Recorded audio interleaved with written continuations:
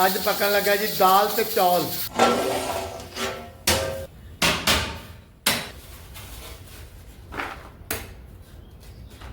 लगी हुई है, ड्यूटी दे रहे हैं। चंद दोस्त ने जेडे ड्यूटी दे रहे हैं। अच्छा जी, माशाल्लाह लंगर की पैकिंग हो गई है। निक्का भी आ गया है। अच्छे वाला है लंगर, लो बाहर आ गए। लाओ लंगर खाना आपने? चलो आप तो केक भी खा रहे हो। हाँ भाई आओ आओ जल्दी आ जाओ, तुझे चौल खिलाएं, आ जाओ।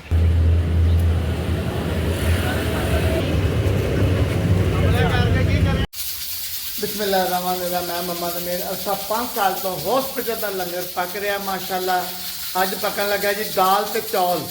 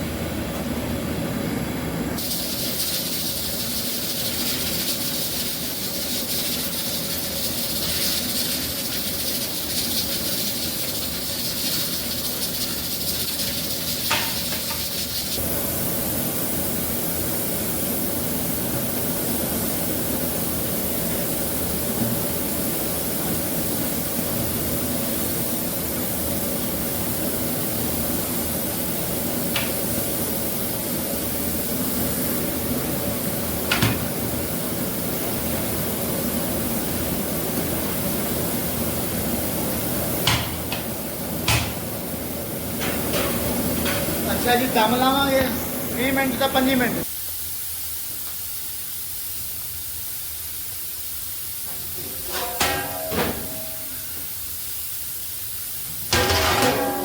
बीस तो 25 मिनट दम लगेगा जी। यार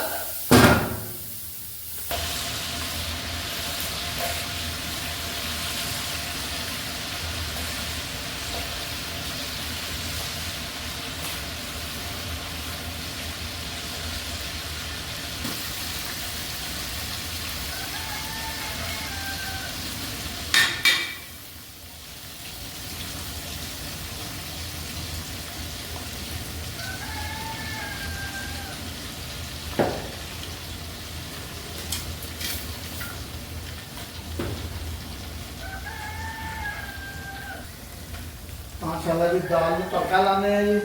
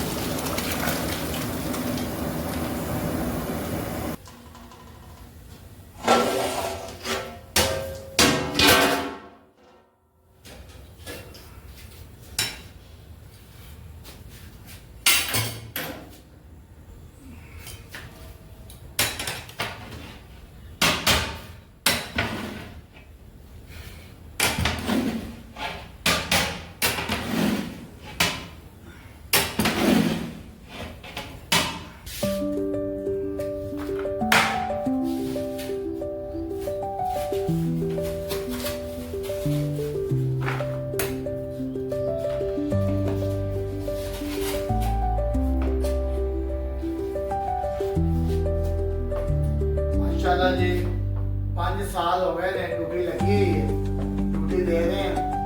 चंद दोस्त ने जेडे ड्यूटी दे रहे ने, अल्लाह ताला सब दा कबूल करे जी।